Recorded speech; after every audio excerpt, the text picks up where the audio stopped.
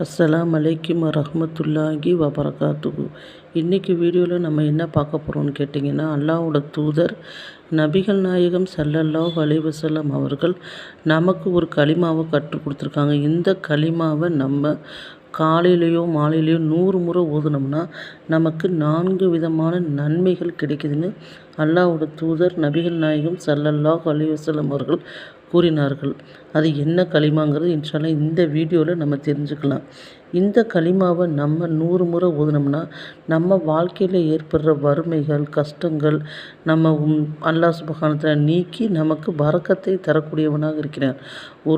அதாவது நம்ம வாழ்க்கையில் எவ்வளோ தான் சம்பாரித்தாலும் எவ்வளோ தான் சேமிக்கணும்னு நினச்சாலும் முடியாமல் இருக்கும். அப்போ நம்ம இந்த கலிமாவை 100 முறை ஓதிட்டு இருந்தோம்னா அல்லாஹ் சுப்ஹானஹு வ தஆலா நமக்கு பரக்கத் செய்யக்கூடியவனாக இருக்கிறான். ரெண்டாவது கேட்டிங்கன்னா, நம்ம மரணித்ததுக்கு பிறகு கபரில் நமக்கு அதிகமான கஷ்டங்களும் துன்பங்களும் என்ன செய்யும், அங்கே இருக்கும். கபரோட வேதனை இருக்கும். அதுலேருந்து இந்த கலிமா நம்மளை பாதுகாக்குதுன்னு அல்லாஹ்வோட தூதர் நபிகள் நாயகம் ஸல்லல்லாஹு அலைஹி வஸல்லம் அவர்கள் கூறினார்கள். அடுத்து கேட்டிங்கன்னா, மூன்றாவதாக இந்த கலிமா நம்ம ஓதுறதுனால என்ன நன்மைன்னு கேட்டிங்கன்னா, நம்ம வாழ்க்கையில் செல்வங்கள், அதாவது நம்ம ஏதாவது வீட்டில் பரக்கத்து உண்டாகிறதுக்கும், நம்ம சம்பாதிக்கிற சம்பாத்தியத்தில் அல்லாஹ் சுப்ஹானஹு வ தஆலா மேலும் மேலும் பரக்கத்தை அதிகரிப்பதற்கும் இந்த கலிமா உதவுதுன்னு அல்லாஹ்வோட தூதர் நபிகள் நாயகம் ஸல்லல்லாஹு அலைஹி வஸல்லம் கூறினார்கள்.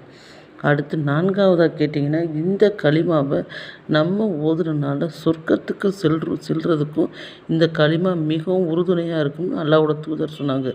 அப்படி ஒரு சக்தி வாய்ந்த ஒரு கலிமா தான் இன்றைக்கி நம்ம பார்க்க போகிறோம். அது என்ன கலிமான்னு கேட்டிங்கன்னா, இந்த கலிமாவை நம்ம 100 முறை ஓதணும். லா இலாஹ இல்லல்லாஹு மலிக்குல் ஹக்குல் முபீன் அப்படிங்கிற இந்த கலிமாவை நம்ம ஒரு நாளைக்கு காலையிலையோ மாலையிலையோ 100 முறை ஓதுனோம்னா நமக்கு அல்லாஹ் இந்த 4 விதமான நன்மைகளை தரக்கூடியவனாக இருக்கேன். முதலாவது, வறுமையை நீக்கி நமக்கு என்ன செய்கிறான், வீட்டில் ஒரு வறுமையை நீக்கி விடுறான். இரண்டாவது, கபரோட வேதனையிலேருந்து நம்மளை அல்லாஹ் சுப்ஹானஹு வ தஆலா பாதுகாக்கிறான். அடுத்து, நம்ம வீட்டில் பரக்கத் அதிகரிக்கிறதுக்கு உதவி செய்யுது.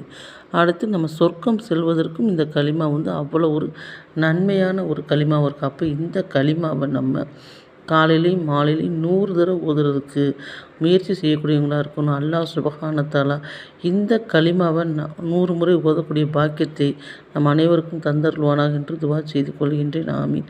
அஸ்ஸலாமு அலைக்கும் வரஹ்மத்துல்லாஹி வபரகாத்துஹு.